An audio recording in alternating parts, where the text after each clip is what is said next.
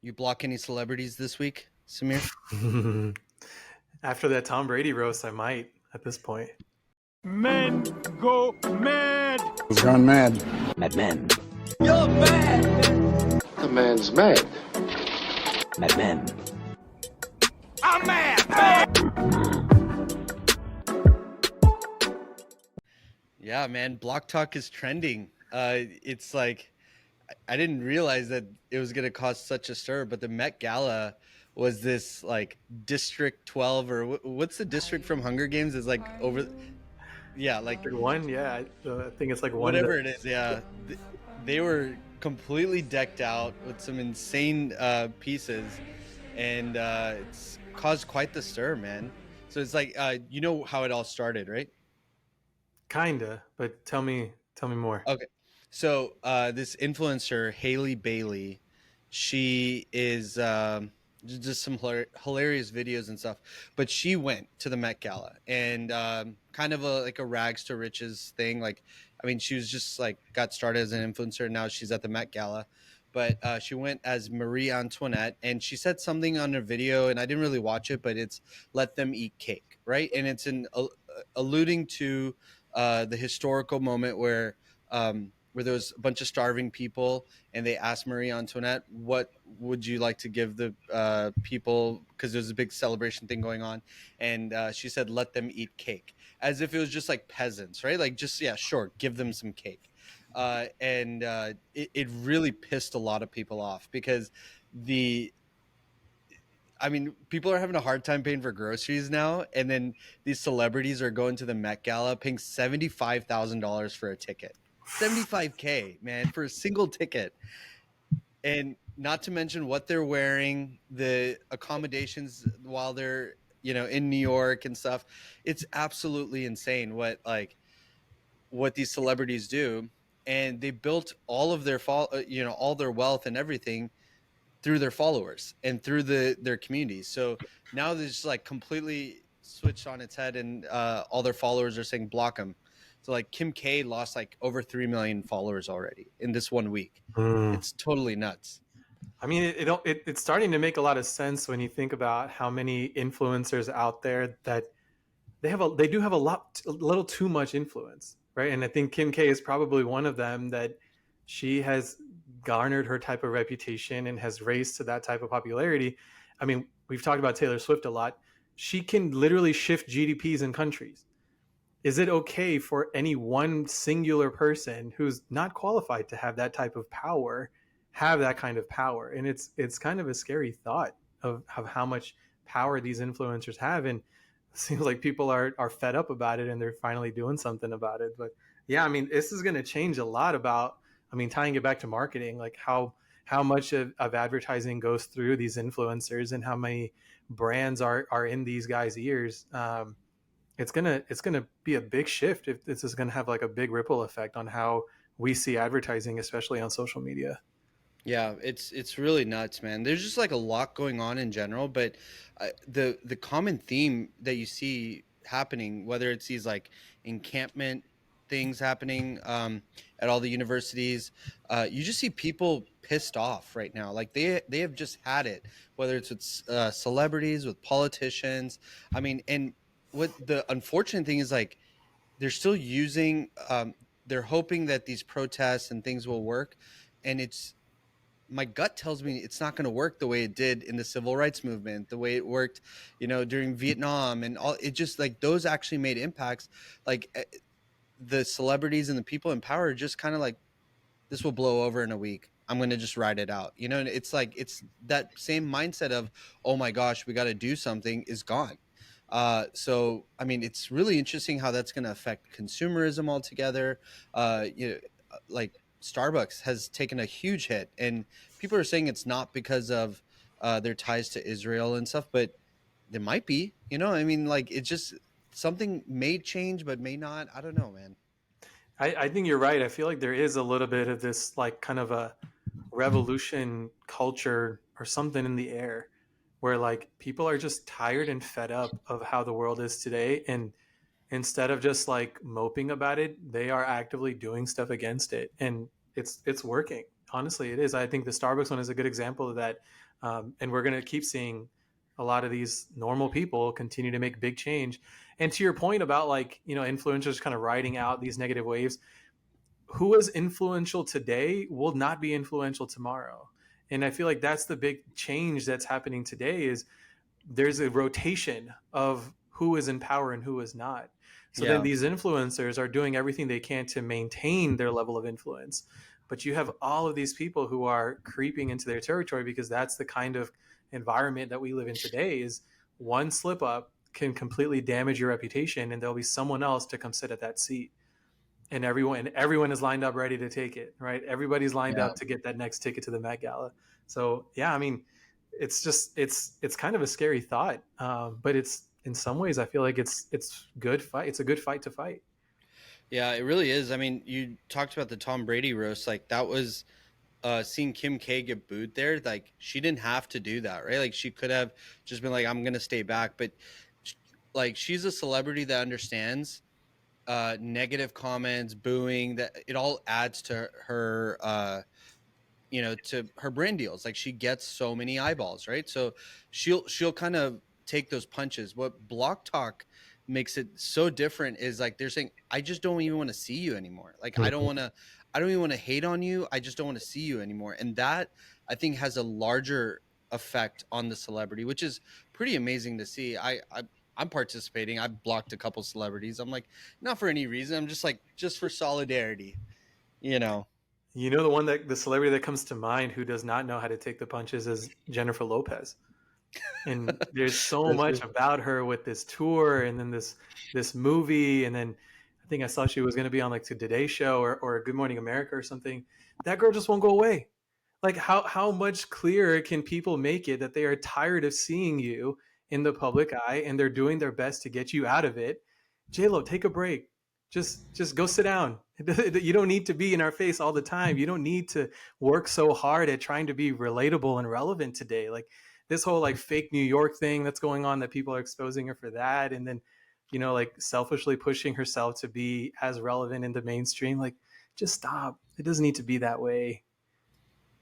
Yeah, it's look, a lot's Jennifer Lopez needs to take a page out of Will Smith's book. Like Will Smith really laid low after his whole debacle. He needs to do, she needs to do that. She just does not have a really good look, like especially with what's her name, Ben Affleck. Like he looks miserable with her every time they get a single photo together. Um, I know a little too much about pop culture, and I'm gonna go on to some other current events now. But um, Boy Scouts of America, did you see this? Yeah, this is cool. Okay, so they changed their name, and they look. Boy Scouts of America changed their name in an attempt to be more inclusive, and they changed their name to Scouting America. You may not know this, but this isn't the first time they've done this. So they started in 1908 as Scouting for Boys, and then in 1910, just 2 years later, they incorporated and became the Boy Scouts of America. Um, they they were totally different. Like as America was going through the 1900s, it is not the Boy Scouts we have today. They actually had a huge hand in the fabric of America. So in the 1930s, the Boy Scouts played a significant role in relief efforts during the Great Depression. They were doing food drives and delivering packages for seniors, and they were just doing a lot of assistance, and had a daily hand in the wellness of Americans. In the 1950s and 60s, the Boy Scouts played a huge part in the civil rights movement, and not necessarily taking sides, but more so on the overall safety and messaging and making sure that Americans are not. It doesn't become. It doesn't ever go too far. Was how I came across it. Where it really became like a fraternity of high achieving men is in 1969 when Neil Armstrong took his first steps on the moon. It came out that he's an Eagle Scout. And when people learned more about it, it actually inspired so many parents to put their boys into Boy Scouting. And it actually started developing programs within Boy Scouting for aeronautics, for engineering, for all sorts of things, right? So more science classes and or merit badges and things like that.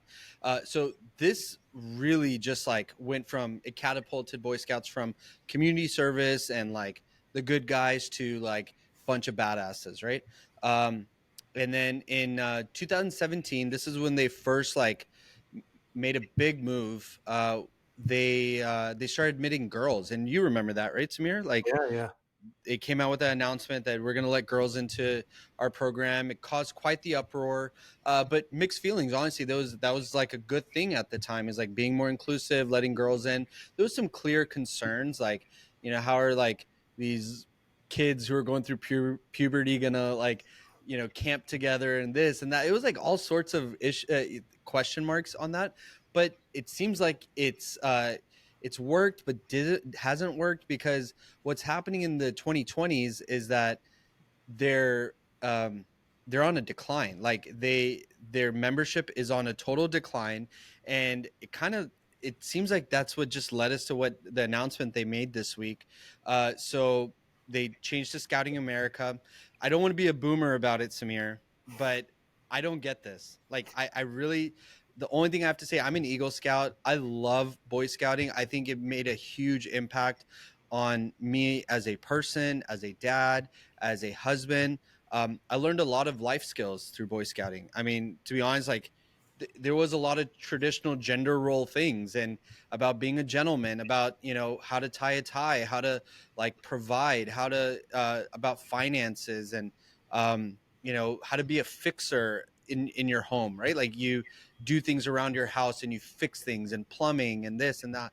Like I learned all that. I learned how to fish. I learned how to shoot rifles and pitch a tent and build a fire. And I did this with my boys, right? Like there was like such a like it was a pivotal thing in my life. And I am it's a little unfortunate to see that they think that, oh, they need to become even more inclusive after the whole letting girls in 2017. They think the name change was the issue. Like I don't think that's it. I think actually they should lean more into becoming like pro masculine and boyhood. And it may piss some people off, but I'll sure as hell tell you there are a lot of adults a lot of dads that would say, I'm going to send my boy to this. And even if he doesn't like it, he's going to become a man. He'll learn how to do certain things like change a tire and this and that. And I'm not saying it's not good for girls to learn at all. That's not what I'm saying at all. But this needs to feel like a fraternity of people developing and doing life together. I don't know, Samir, you got to tell me what you think about this. Yeah, this can turn controversial real quick. I think I never was a Boy Scout. I quit after a Cub, so I can't speak to what it's like to be a part of this. But I can give a perspective from the outside, right? And I agree with you about the kinds of things that Boy Scouts of America stood for and why people around me gravitated towards it, right? It was for those types of things. It was the community building, the brotherhood that came with it, right? Like this like connective tissue that you now have with hundreds of thousands of men across the country who were part of this program at some point in their life, right? And there is something extremely valuable about being a part of that fraternity, right? Like that community, that society. And I hear you about being inclusive almost to a fault, right? Almost to where it's damaging your product. And that's the way I see this too, right? And I think there might be some things at play to try to get Boy Scouts of America, or now what is it, Scouting of America, to have more gender inclusive types of activities as well. Maybe creating communities within themselves, right? Like I think the best thing about Boy Scouts of America was that it was one big conglomerate of boys who became men and went through this shared experience together. Maybe Scouting of America has a plan to be able to create that same culture, but in smaller subgroups, right? And maybe now there's an interest in outdoors and hunting. Now there's a specific one in arts and crafts, right? And there's one in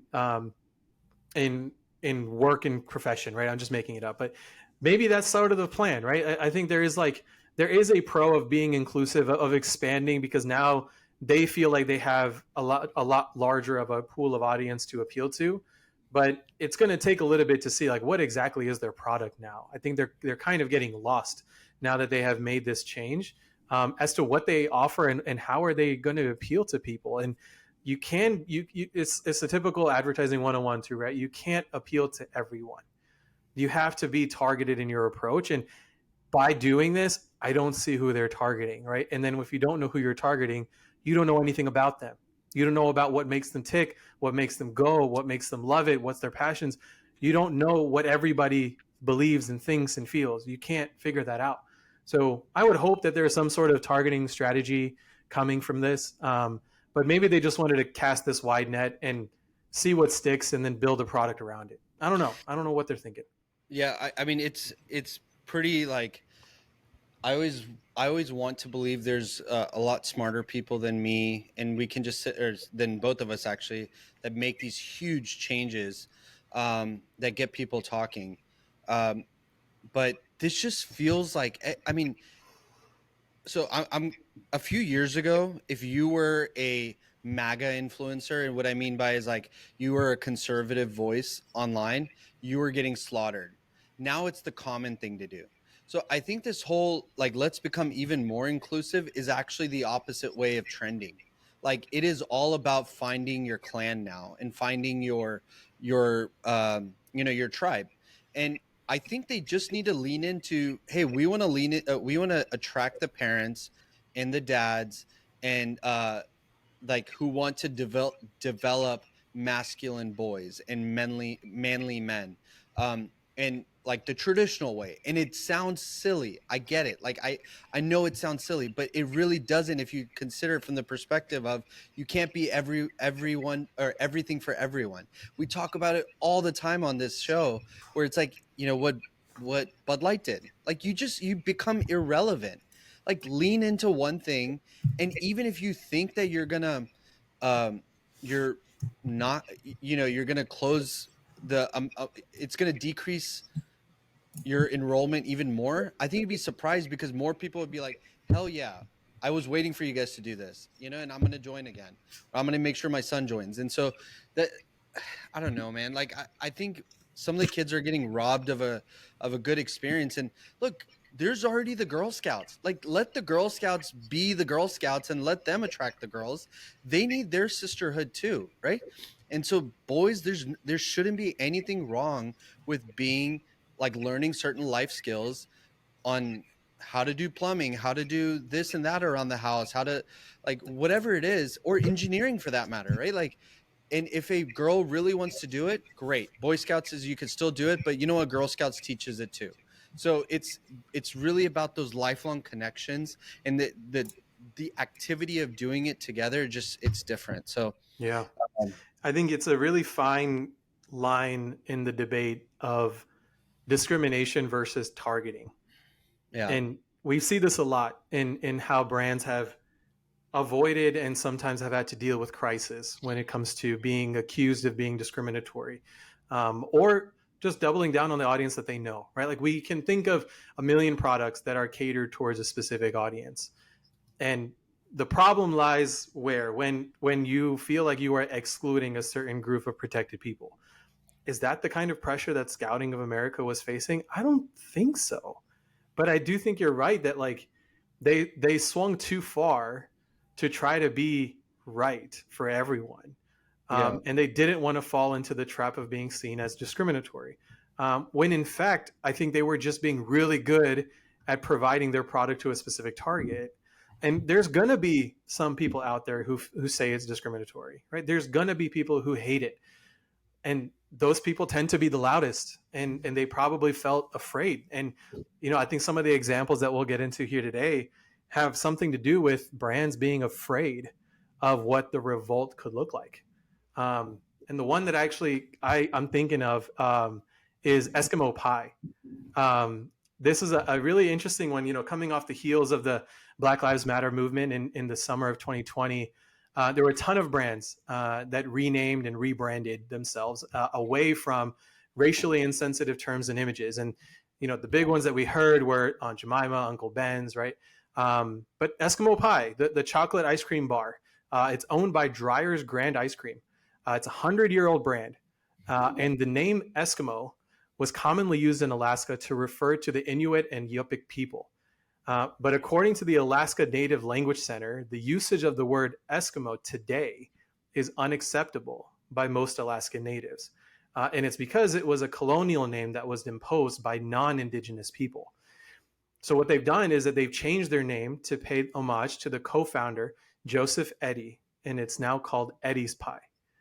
Now, I saw this in the headlines in the midst of, the Aunt Jemima and Uncle Ben's conversations. And we even heard about it with like Washington Redskins and Land O'Lakes taking off the Native American from their packaging, right? There are 41 million Black people in America, and that will take a substantial hit to the top line revenue if you do something or are doing something that pisses them off. Even the 3 million Native Americans in the US, and I feel like Native American allies actually have larger numbers than actual Native Americans in the country. But Inuit and Yupik people, 35,000 in Alaska. Now, I had to figure out like what made Eddie's want to make this change, right? And I want to say that they did this because they were afraid of what could happen if larger audiences learned that the term Eskimo is actually offensive.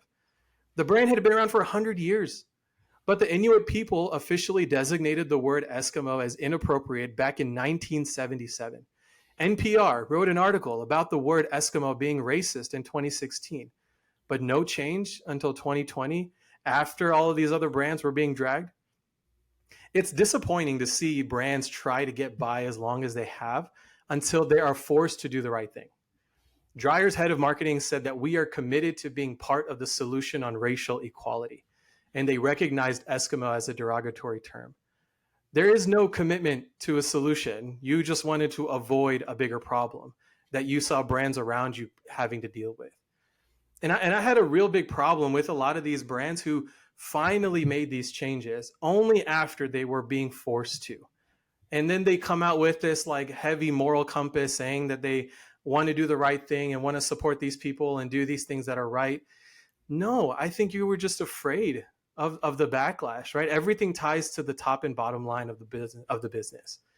And it's unfortunate that these brands like to say that they have some sort of moral compass in their identity ingrained in their brand. No, they don't. And they were just afraid of what could happen. What do you think about the Eskimo brand situation? Yeah, I mean, when you put it in perspective of 35,000 Inuit that would be affected by this, like you're right. It is really the people that are more their allies that you're trying to appease. And you had kind of hinted at it, but I was at your house the other day. We were doing breakfast, and you made some great pancakes, by the way.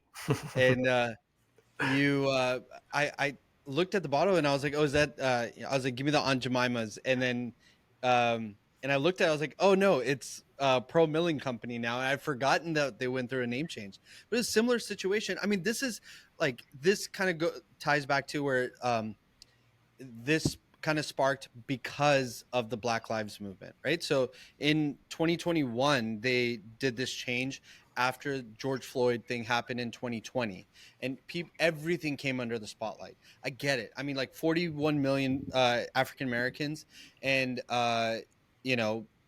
like for many, many years, no one really said anything. And then George Floyd happens, and then a bunch of allies start speaking up against it.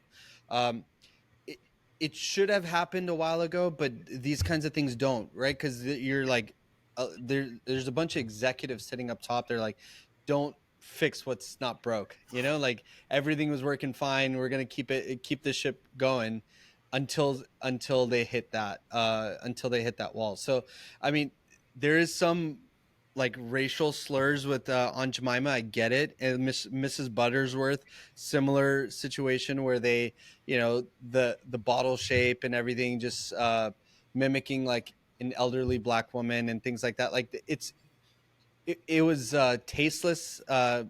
It's definitely tasteless today. Definitely don't create brands like that today. But you shouldn't do it just because there's public backlash. Like, people in your company should have already made that call way before. So I totally agree with you. Just like it is more driven by the allies, less by the people.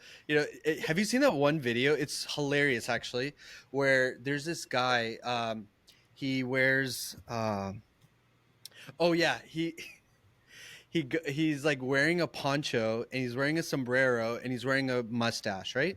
And he goes up to people around his college campus and they're like, that's that's offensive. And it's like he's dressed up as a stereotypical Mexican, right? And a bunch of non-Mexican, non-Latin people were telling him that's offensive. Like, why would you dress like that? This guy, he's like, what? And he went to a bunch of Mexican, Latin American people, and they loved it. Like they had no issues with him whatsoever, right? They were just like, oh, you look great, and like no offenses at all. And so it definitely reminds me of that. But like this is kind of like these name changes. Like there's permanent effects on this, and there's some like that you don't really need to change a name. In my opinion, Boy Scouts of America, you don't really need to change that. You need to change other things. But in something like Aunt Jemima, you can change the image without changing like the name. Do you feel that way? Like could they have just gotten by just changing the image? I don't know. I think the damage was done on that brand. I feel like it became like the shining example of what consumers wanted to see. I feel like it was already dug too deep. I think, but I don't think Eskimo Bar or now Eddie's Pie was there. I think Eddie's Pie could have gotten by without the name change. And there's a lot of times where like certain brands they do just the name change itself, but they don't do anything else, right? Yeah. And the other example that I have is L'Oreal. The removing words like whitening and fair from all of their products, right? So the world's largest cosmetic and beauty company stopped using the words whitening and fair in describing its products, right? And this was all after the anti-racism protests following George Floyd's death, right? And L'Oreal wasn't the first to do it, right? Unilever India stopped using the word fair on its Fair and Lovely skincare products. And then SC Johnson did the same thing on their products, right? Let's not joke. Beauty brands have a huge influence on how society defines beauty. Fair and Lovely is now Glow and Lovely. Lightening cream is now, or whitening cream is now lightening cream, or brightening lotions, right?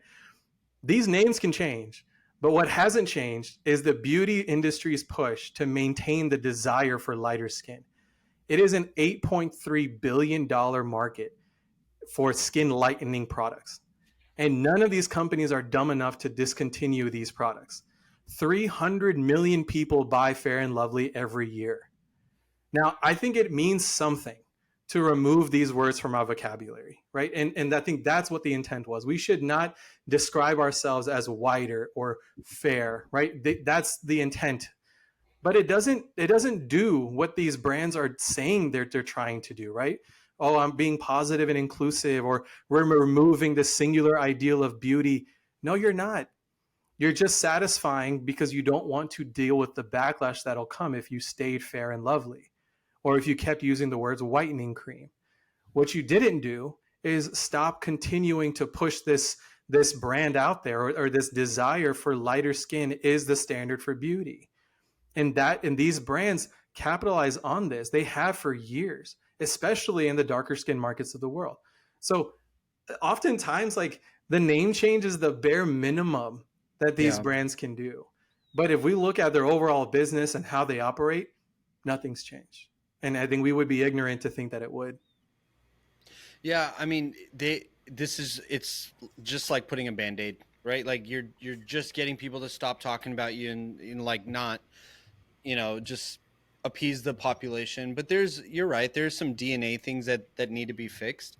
I don't know, man. Like I have such evolving feelings about this kind of stuff, because I was very pro like inclusion, and I still am, but in different circumstances. I think it's totally okay to like not to kind of piss people off, and I think it's okay. Like, it's our history. This is, like, I was one of those that said, oh, all those Confederate statues need to go down, right? Like, and I don't think there's like, I'm not necessarily saying no, they need to go back up or anything, but I think there was a different way to go about doing that. Now I'm looking at it removed 2-3 years after, where you can say, Can we have this symbol up and show the progress we've done, right? So then show like a key civil rights leader next to him, right? And showing like before and after, like how far we've come, right? Or I don't know. I mean, it's important to know where you're from. It's important to know how our society has evolved. I mean, you know what's trending right now is it's called uh trad wife, hashtag trad wife. So like traditional wife. Hmm. Okay. So we're like coming off this high of, equal pay, equal like opportunities, everything. And that was definitely something that we should always do, is like, if you're doing the same role as guy or girl, you need to be paid the same. I totally agree with that. But now what's trending is this desire to be a housewife and desire to be a traditional wife. So now we're like, are we just going to ignore all the things that we just talked about as a society of being equal? About, are we just now going to go through this whole new thing of conservatism again? Like, it's just this giant, like, up and down, up and down, up and down, and there's no winning ever. So the point is, like, I think it's important you just don't make permanent changes, right? You could say, hey, this is an interesting perspective and it's for some people but not everyone. And like, traditional wife, like, if that's what you want to be, good for you. But if you still want to have a career, good for you. Like, that's how it should be. I don't know why we can't be better, you know? No, I feel you. I think if there was a takeaway for brands here, I think it's interesting to see how over time the meaning of your brand can change, and you have to be okay with that, right? At Aunt Jemima, another 100-year-old brand, right? It meant something totally different when it was first started, and what it means today, now that we have the knowledge and understanding of what it represents today, what the image represented today, what Uncle Ben's represented, that has changed. And it frustrates me when brands aren't able to make this adjustment before the backlash, right? Really feels like it comes from a place of greed. And as many brands that I've gotten to work on, who really commit to this, ethos of being a modern woke, right? Like really trying to set an example, like, it's not there, right? And a lot of it, and I understand rebranding is expensive, it's time consuming, it's annoying, it's costly, right? Like, there are all of these reasons why a brand would decide to hold off on rebranding for as long as they need to. But there, for a lot of these things what have changed in meaning as time has gone on, Washington Redskins, right? Cleveland Indians, right? All of these things that we just have been talking about, which I feel like for decades, about how wrong it is, but it just continues to be punted. No pun intended. It just feels wrong from a brand perspective, right? There is people in the organization who know that this is wrong, but are choosing not to do anything about it. And this all, I like to come from this perspective that if you own a brand, treat your brand as if it was a human. What kind of human does that? What kind of human does things intentionally to hurt people, or intentionally doesn't do something that will make it better? And it just doesn't feel like the right thing. And this is going to also come from a naive place of someone who hasn't had to own a brand myself, to know what it takes to go through that change or that type of commitment. But certain brands have been able to do it well, and I guess, like, I just wish that it didn't have to result in a George Floyd's death for brands to go and make these changes that are good for the world. And I hate that we have to have these, like, monumental moments in our history for these big changes to happen. And now I feel like we're not going to see more change until there's another big catastrophe that happens. And the world shouldn't operate that way. Yeah, I mean, the Aunt Jemima thing, kind of like a way they could have, just like based off of what you're saying, I'm imagining, what if they, years before George Floyd, or even, even the year before, I'm just for the case of, just for the sake of discussing this, if they went with the model of what KFC did with Colonel Sanders, right, where it's more of not one figurehead, it's a vibe, right? So you could have like like a Colonel Sanders that's like the traditional one, or you have a muscular Colonel Sanders, or you have like a baby Colonel Sanders. It's like you have all. It's just like this iconic thing. And so if they did Aunt Jemima and all types of Aunt Jemimas, and really it's just this wholesome woman, right? Where it's more of symbolic of it's that lovely grandma that makes you pancakes Sunday morning, you know? It And reminds me, in the same like chicken example, Popeyes, I feel like did this well, right? It used to be this Southern black woman in her kitchen making her homemade fried chicken recipe, right? Yeah. Translate that today, hella offensive. But what did they do before a massive crisis? Was they made it about Louisiana. They made it about New Orleans culture. They still kept the Southern black woman as the face of those ads, but they didn't put her in a kitchen, right? They didn't give her this like Ebonics dialogue, right? Like they made it about bringing through this flavorful culture that is Louisiana, New Orleans. And Popeyes has done well with that, right? And they didn't have to do it in reaction to backlash. They did it because they understood that something had to change, that this image of a Southern black woman with heavy Ebonics slang is not going to resonate with the mass amount of people. And they changed it. And I would hope that there was those types of pivots that would happen. I'm not going to I would never blame Popeyes for doing what they had, because at that time, those types of things were fine. And if they weren't, the people who were upset at it, we did not understand. And now we do. And they finally made the change, and I feel like they did a good job with that. So yeah, I mean, chicken seems to be the theme for the right ones who know how to do it right, do it well. But yeah, it just sucks to see like brands have to go backwards. Yeah, I haven't heard the term Ebonics in a really long time, so thank you for bringing that back into my vocabulary. So this was a kind of off the cuff episode, some trending topics, and went down some rabbit holes. But Salim, we missed you. He had this big expose ready to talk about the Kendrick Lamar and Drake feud, but maybe next time if it's still going on. So stay fabulous, guys. See ya. Men go mad. He's gone mad. Mad Men. You're mad, man. The man's mad. Mad Men. I'm mad.